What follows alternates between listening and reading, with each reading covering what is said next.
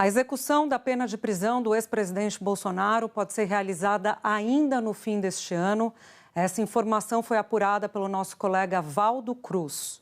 O Supremo Tribunal Federal calcula que os prazos para recurso já terão sido cumpridos até o mês de dezembro. Vamos lá para Brasília. Carla Lucena com os detalhes todos. Boa tarde para você.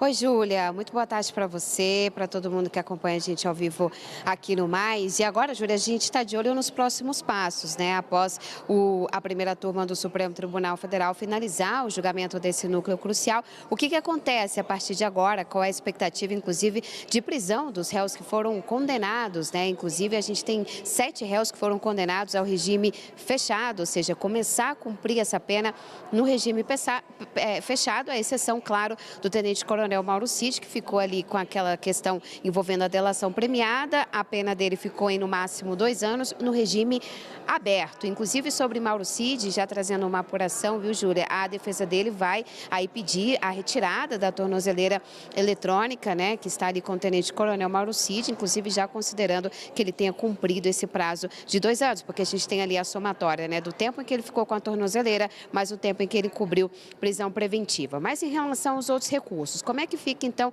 esse passo a passo? Para que as defesas possam dar start, ou seja, acionar o Supremo questionando essa condenação, a gente precisa da publicação do acordo. O que é a publicação do acordo? É pegar todos os votos dos ministros, né, nessa ação penal e também tudo que foi feito na ação penal e publicar no Diário Oficial, um Diário da Justiça Eletrônico, que é uma espécie de um diário oficial. E qual é o prazo para essa publicação? Varia aí, Júlia, entre 30 e 60 dias, mas apurei também que há uma expectativa desse acordo ser publicado ainda nas próximas semanas. Então, quando o acordo for publicado, aí sim abre espaço para os recursos. O recurso possível, que a gente vem falando já aqui na Globo News, é o recurso, inclusive, de embargos declaratórios, né, os chamados embargos de declaração, para questionar ali algum ponto que não ficou muito claro. Esse recurso, ele não muda a decisão de condenação, mas pode, eventualmente, vindo a ser aceito, ou seja, se caber esse tipo de recurso, ali mexer um pouquinho nas penas ou até mesmo evitar o início imediato da execução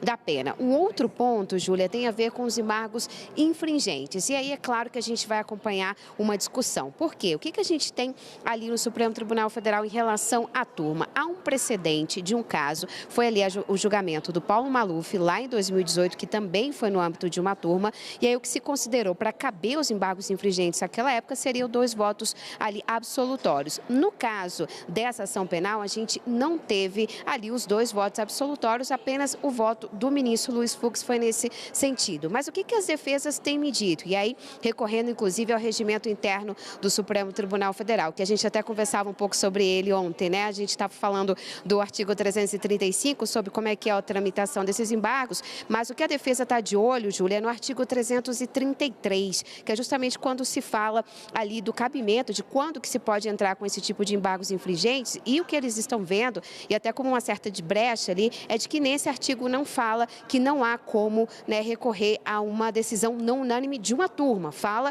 no caso de plenário, que aí são 4 votos absolutórios para recorrer no plenário. Então, há expectativa de que sim, as defesas venham recorrer aí nesse ponto. E aí depois, já quase te devolvendo, depois que passar toda essa fase de recursos, vem a execução da pena. E aí, como você bem disse, caberá ao ministro Alexandre de Moraes determinar onde cada um vai cumprir essa pena. Volto contigo. Excelente, Carla. Muito bom contar com as suas informações, sempre super precisa. A gente volta a conversar. Bom, vamos continuar nesse assunto dos recursos, né? Que é o assunto relevante nesse momento. Entender o que as defesas vão fazer, afinal de contas, esse julgamento, essa condenação históricos, né? Ninguém sabe direito qual tipo de instrumento, quer dizer, se tateia quais são os instrumentos jurídicos disponíveis. A defesa do ex-presidente, ela vai contar com esses 2 tipos de recursos no STF. A gente está falando de STF primeiro, tá? Porque tem outras vias, a gente vai falar sobre elas.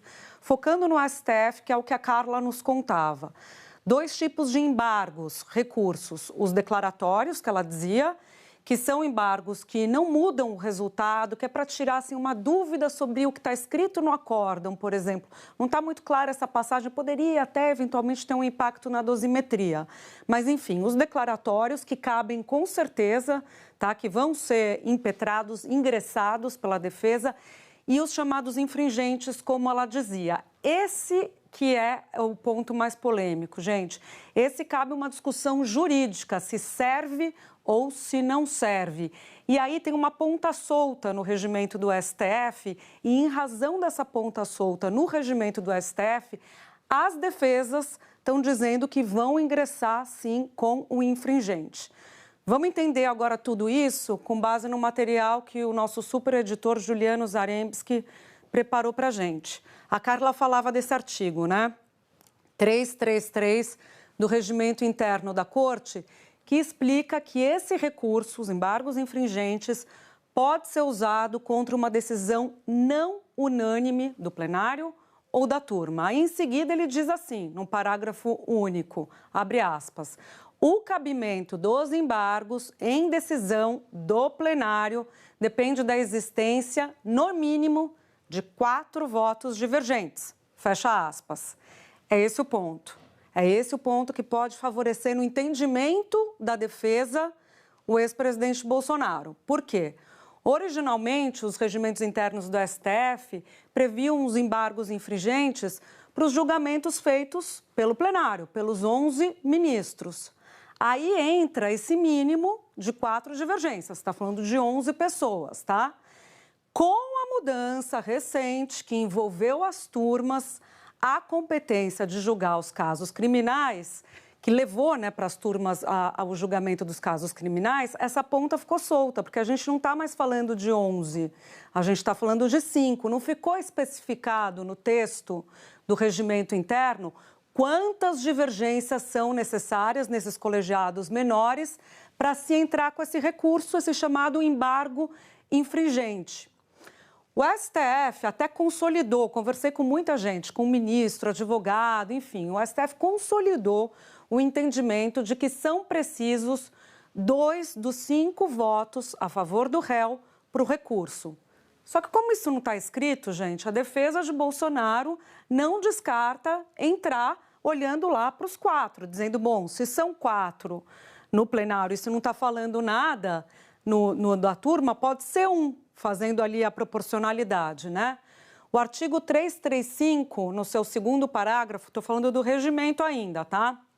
Diz o seguinte, da decisão de não admitir os embargos, quer dizer, caso se entre com pedido e os embargos não sejam aceitos pelo ministro relator, que é quem analisa, cabe um agravo, um outro recurso em 5 dias para o órgão competente ao julgamento do recurso. Então, quer dizer, para serem aceitos os embargos, esses embargos infringentes, para começar toda essa discussão, se é 4, se é 2, se é 1, eles têm que passar, não adianta, eles têm que passar pelo ministro relator, o ministro Alexandre de Moraes. E ele pode não acatar o pedido, pode entender que não, é 1 só tem um voto do Fux divergente, não são 2, então eu não aceito. Aliás, já tem precedente sobre isso. Mas aí tem o recurso, o regimento, você viu, está falando que cabe o recurso se ele não aceitar, caso não haja admissibilidade.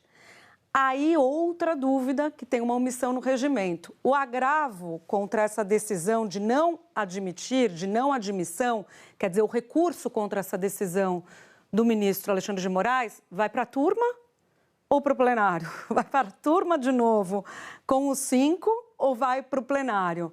Então, o texto não especifica isso também, gente. Aí eu conversei com um monte de criminalistas, constitucionalistas, com gente, com um ministro, com um desembargador, e aí tem essa dúvida, entendeu? Tem uns que entendem que esse recurso da não admissibilidade do Alexandre de Moraes pode ser ingressado no plenário para os outros 10, ou pode ser ingressado, ou deve ser ingressado para a própria turma. Quer dizer, é uma discussão e vai continuar essa discussão jurídica e vocês vão acompanhando tudo isso aqui com a gente.